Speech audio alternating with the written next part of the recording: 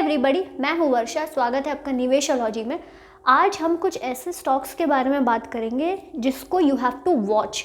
Okay, ये stocks मुझे लगता है कि काफ़ी अच्छे ग्रोथ प्रॉस्पेक्ट्स इसमें हैं और मुझे पर्सनली ये स्टॉक्स अच्छे लगते हैं, but you have to keep a watch on that. And of course ये कोई भी बाय एंड सेल रिकमेंडेशन नहीं है, आप अपनी एनालिसिस ज़रूर कीजिएगा। अब सबसे पहला स्टॉक, इस पे मैंने एक डिटेल वीडियो भी बनाया है, वो है नियोजन केमिकल्स।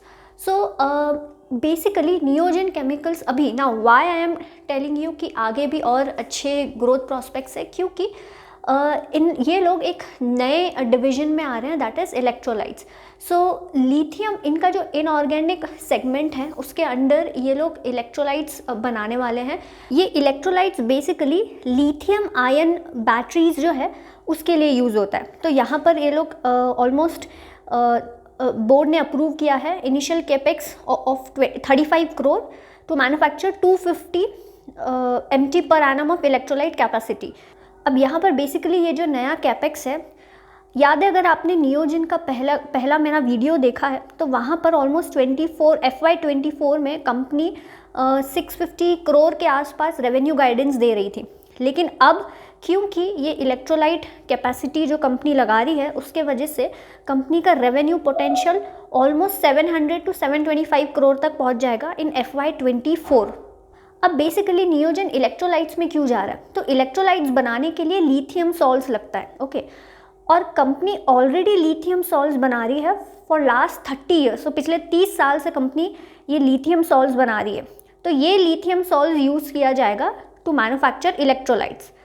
अब यहाँ पे इसी वजह से कंपनी के पास एक एडवांटेज हो जाता है कि क्योंकि लिथियम सॉल्ट्स ये खुद ही बना रहे हैं, उसके हेल्प से मतलब वो यूज़ करके ये लोग इलेक्ट्रोलाइट्स बनाएंगे।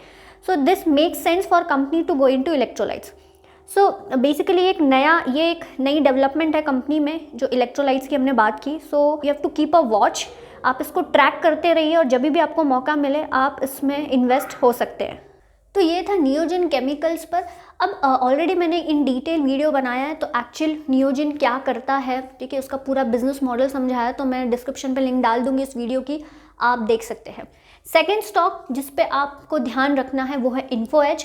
अगेन इन्फो एज का भी मैंने बिजनेस मॉडल काफ़ी बार एक्सप्लेन किया है, मैं डिस्क्रिप्शन पे लिंक डाल दूंगी, आप देख सकते हो।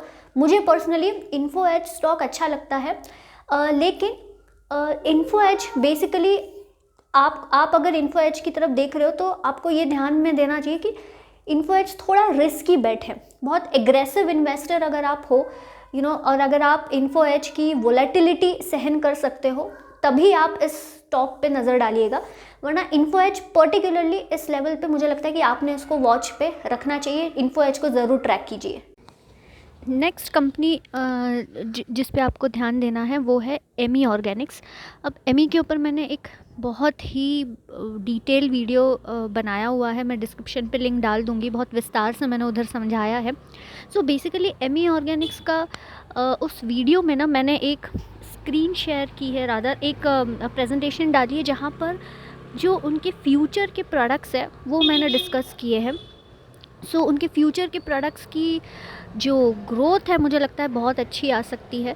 सो एमी ऑर्गेनिक्स एक कंपनी है जो मुझे लगता है कि आपने इस पे ट्रैक रखना चाहिए। थर्ड स्टॉक जो मुझे लगता है कि आपको ध्यान रखना चाहिए वो है दीपक नाइट्राइट। बहुत लोगों को लगता है कि दीपक नाइट्राइट, क्योंकि अभी काफ़ी रन अप उसमें आ चुका है तो अभी दीपक नाइट्राइट में कुछ रहा नहीं है, बट मुझे ऐसा लगता है कि अभी भी क्योंकि कंपनी डाउनस्ट्रीम प्रोडक्ट्स में जा रही है उसके वजह से अभी भी कंपनी के पास अच्छी ग्रोथ पॉसिबिलिटीज़ है, क्योंकि डाउनस्ट्रीम प्रोडक्ट्स में जाएंगे, वैल्यू एडेड प्रोडक्ट्स में कंपनी जा रही है, तो ऐसे केस में मार्जिन इंप्रूवमेंट अच्छा खासा हो सकता है।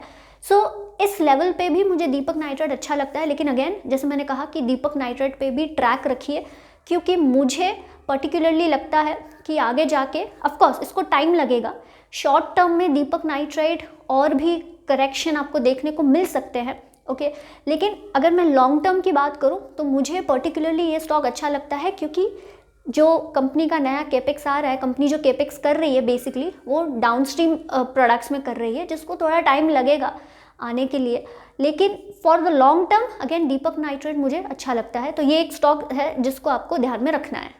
और इसको ट्रैक ज़रूर करते रहिए। नेक्स्ट स्टॉक जहाँ पे आपको ध्यान देना है वो है हाइकल।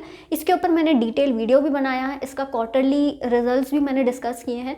और हाइकल एक ऐसा स्टॉक है, आई नो शायद ये रिपीटेटिव हो गया है कि मैंने हाइकल के बारे में काफ़ी कुछ कहा है। सो हाइकल को आप वॉच लिस्ट पे ज़रूर रखिएगा, क्योंकि अभी नहीं, शॉर्ट टर्म में नहीं, लेकिन लॉन्ग टर्म में हाइकल मुझे अच्छी कंपनी लगती है। सो ऑफकोर्स आप इसको ट्रैक ज़रूर कीजिएगा। नेक्स्ट स्टॉक जहां आपको ध्यान देना है वो है सीक्वेंट साइंटिफिक। अब आप मुझे बताइए कि आपको सीक्वेंट साइंटिफिक कैसा लगता है, आपको उसके ग्रोथ प्रोस्पेक्ट्स कैसे लगते हैं। और ये जो आप अभी देखोगे कि सीक्वेंट में काफ़ी करेक्शन आया है, तो आप इसको क्या एज एन अपॉर्चुनिटी देखते हैं या नहीं। सो आप मुझे कमेंट सेक्शन में लिख के ज़रूर बताइएगा। और सीक्वेंट साइंटिफिक पे ट्रैक ज़रूर रखिएगा, मैं भी उस पर ट्रैक रख रही हूँ। सो ये कुछ स्टॉक्स थे जिसको आपको ट्रैक रखना है, आपको वॉच लिस्ट पे रखना है।